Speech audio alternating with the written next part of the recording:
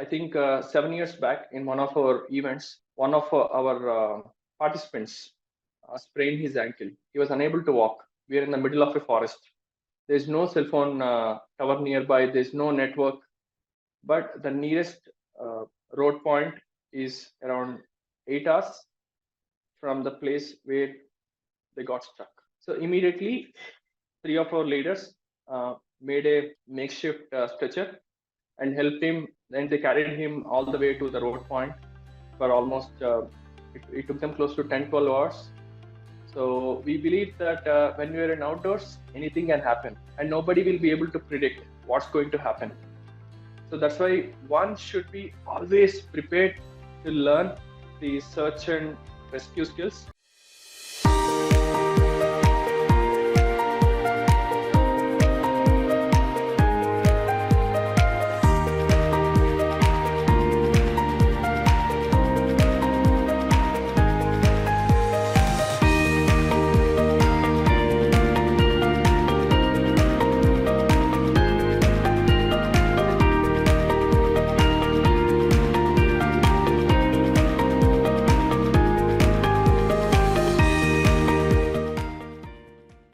Is an unique one of a kind event that we have done.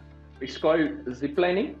So we are one of the probably the first ones in Hyderabad to try this event, where we tried this in at a place called Kajagoda, initially like 8 years back, where we tied anchors and ropes from one end of the rock to other end of the rock, and people can do valley crossing, people can do zip lining, people can do actually multiple activities using just this rope. And we do all of this in a safe environment. When I say safe environment, we have the professional and outdoor leaders who are trained to do this. And our leaders are also trained in renowned mountaineering institutes such as Nehru Institute of Mountaineering or Himalayan Mountaineering Institute. These are some of the many institutes across India. If you ever are interested to become a professional outdoor leader, you can join our adventure club, or you can learn professionally by joining these mountaineering schools, where they'll teach you most of these skills.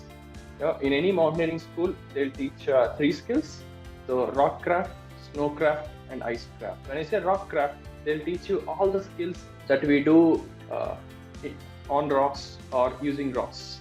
That can be rock climbing, bouldering, valley crossing, all these things. And snowcraft. Snowcraft is when you're hiking in a snow, or when you're going for an expedition. How to safeguard yourself, how to check whether there are no crevasses in a mountain, or when you're falling on a from a slope. How to arrest yourself, or how to safeguard yourself from falling. So these are some of the many skills that they'll teach you in the snowcraft. When it comes to the icecraft is nothing but the hard ice. So they'll teach you skills like ice climbing. They'll also teach you how to predict an avalanche, and lot of safety aspects around the ice. So this is a makeshift raft that we have done using just the plastic bottles and the bamboo sticks.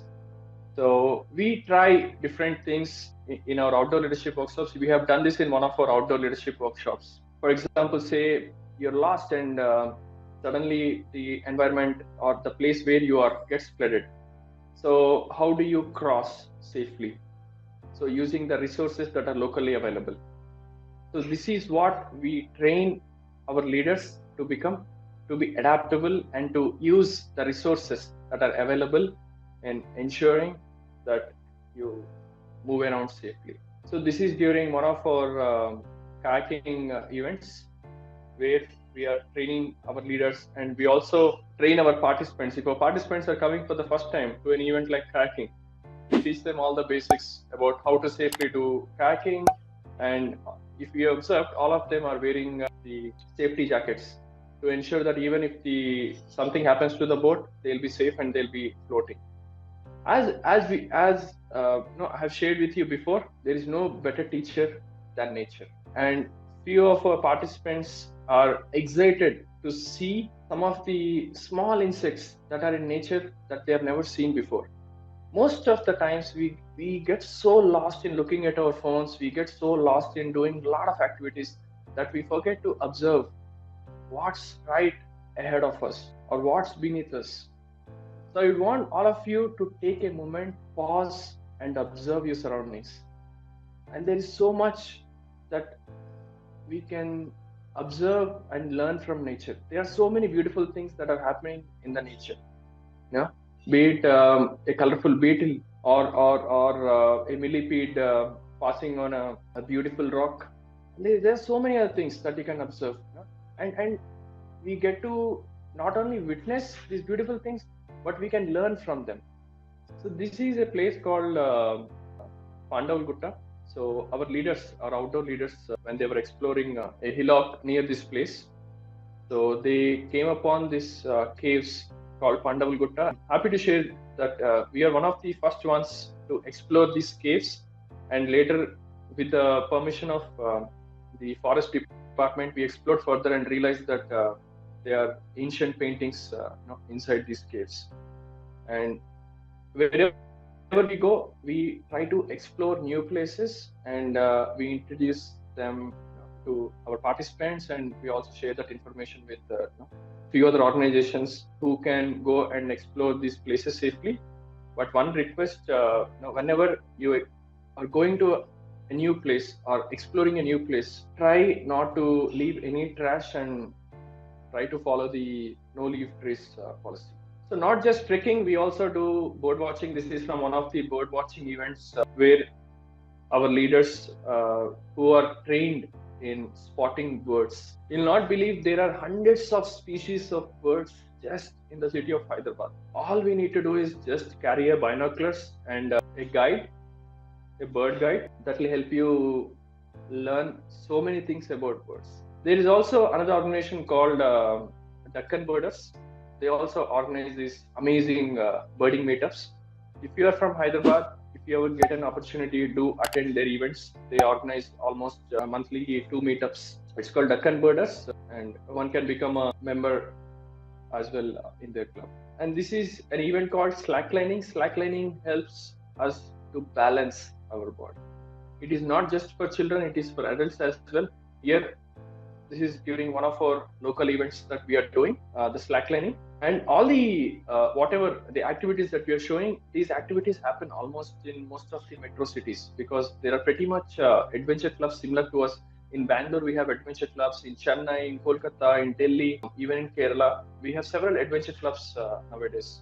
So wherever you get an opportunity to join an adventure club and try to go for a local hike or try to experience something that you have never experienced before. And we learn by doing. In fact, I would love to have all of you join one of our local hikes. We love people who learn by doing. Because what good is an adventure if I'm just presenting in front of you? If I cannot persuade you to move out of your comfort zone and try any of the activities. In fact, most of the activities that we do are for children as young as 6 years old to 70, 80 years old. We have quite a few events where even people who are as young or as old as 80, 85 years old who have taken part in our events. And the most beautiful thing about adventure is the only thing that we can learn is not by reading books or not by listening to others' experience, but experiencing it ourselves. So I want all of you to try at least something new that you have never done before. It can be going for a local hike or joining a birding meetup in your city, or try any of these adventure activities like rafting that we are showing here. So this is a picture from one of our rafting events that we have done at Dandeli. So Dandeli is famous for rafting. Yeah, as I have told before, GHAC is not just for adults, it's for children as well. So we feel today's children are tomorrow's future, and we believe that if we can enlighten, if we can help the children understand the importance of nature and the importance of adventure, there is so much that they will be able to contribute in the future. And that's our motto. That's why we never say no to children. Even if the children are too young to participate in the events, we always encourage them to get their parents along so that they'll be helping the kids. It's not only that, we also encourage them to learn. So we have a lot of activities that we do. We have It's that when you're outdoors, there'll be a deep sense of respect, a deep sense of admiration, between the kid and their parent. And they can learn so many things that otherwise would have been difficult to learn, when they're just sitting outdoors. Now we get to see how the parent is behaving, how the kid is behaving, or how they're adapting. And these are all the things that we can get to see only when we experience the extremes or the extreme environment. So do take your kids or your children or your pets along when you're going for any outdoor event, so we get to learn from each other. So this is during one of the hiking events that we have done for kids at Kajagoda. This event, this picture is from an event that we have done at Maulali, so where there is 160-foot drop. And although the kid who is shown here is smiling, but before she started this going down, she cried so much so that she did not want to try this. However, we persuaded and convinced her, said that it's safe to go down and you do not have to worry. And only after the assurance that she started going down, and she starts to enjoy it as well.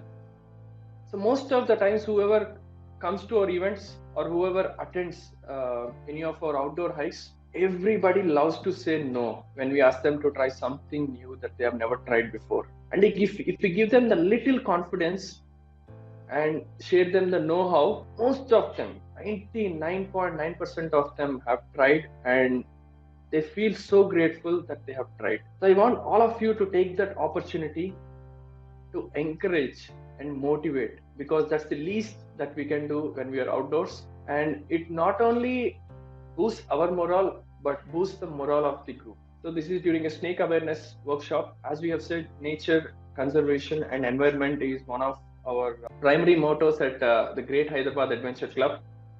So we have organized several snake awareness workshops, and we tell them the importance of snakes in the ecosystem and the environment.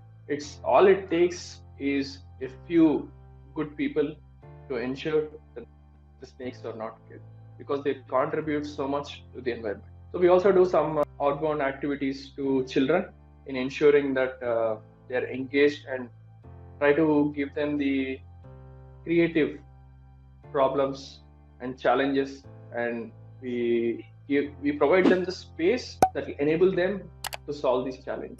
And this is from one such workshops. So this is a map reading workshops that we do. Nowadays we have Google Maps, but even then, when you're lost, when you're on a hike, when you're in the middle of a forest, how long can a battery last? At the max 1 day, 2 days, 3 days. But beyond that, if you've gone for a exploration, or if you've gone for an expedition, you go for like 5 days, 10 days, 15 days sometimes. Yeah? So in such cases, one needs to learn how to read the maps, the old school system, where back in the days, from as long as like hundreds of years ago, all these greatest sailors, they used to use these maps to navigate across the globe. They say old is gold. And this is during one such workshops where we are helping children how to navigate using maps. And in one of our outdoor leadership training programs, we also teach the participants how to navigate using stars. Because if you're lost in the middle of the night, sometimes people, yes, do hiking or mountain climbing in the night. So most of the expeditions, especially high altitude expeditions, so people start their summit during night times. So they start at 8 o'clock, 9 o'clock, and they keep climbing till morning, 1 o'clock, 2 o'clock, or sometimes it goes on till 3 o'clock, 4 o'clock. During that time, they need to understand how they can go around. So during that time, it's not only just the physical markers, but also they look at the stars, they look at the trails. So there's several ways where we can get to learn to navigate when we are outdoors. So this is during a search and rescue workshop. For example, I think 7 years back in one of our events, one of our participants sprained his ankle. He was unable to walk. We are in the middle of a forest. There's no cell phone tower nearby. There's no network. But the nearest road point is around 8 hours from the place where they got stuck. So immediately, three of our leaders made a makeshift stretcher and helped him. And they carried him all the way to the road point for almost. It took them close to 10-12 hours. So we believe that when we are in outdoors, anything can happen, and nobody will be able to predict what's going to happen. So that's why one should be always prepared to learn the search and rescue skills. So this is a search and rescue workshop organized by one of our trainers. He's Colonel Rajiv, and he has been doing these workshops for quite some time at the GHAC. This is also another workshop where we are teaching them the rope skills, because rope skills are essential, not just to move around when you get stuck while crossing a river or while coming from one elevation to other elevation, but it also helps them to rescue. So, for example, if we have to pull the persons, for example, when a person falls down the cliff and we feel that nothing has happened to them, then how do we rescue them? Only using rope skills. A person cannot fall and then rescue. We try to use the safety ropes and we rescue them. So we develop leaders. So here's a picture from one of our old leaders. So his name is Alim. So Alim, when he joined GHAC, he was a shy person. He was hesitant to participate in any of the activities, and we boosted his morale and we persuaded him to join our outdoor leadership workshops. And when he did the outdoor leadership workshop, initially he was hesitant and skeptical to do any activities with us. However, with some mentoring, he got little confidence and started doing small hikes. From small hikes to later he joined GHAC as an employee, and then helped GHAC take it to greater heights. Few years back, 3-4 years back, when there was a floods in Hyderabad, he was rescuing people. So you can see that it's not just by doing all these activities he has become like this, but the environment that the GHAC has provided helped him from a shy person to a confident outdoor leader.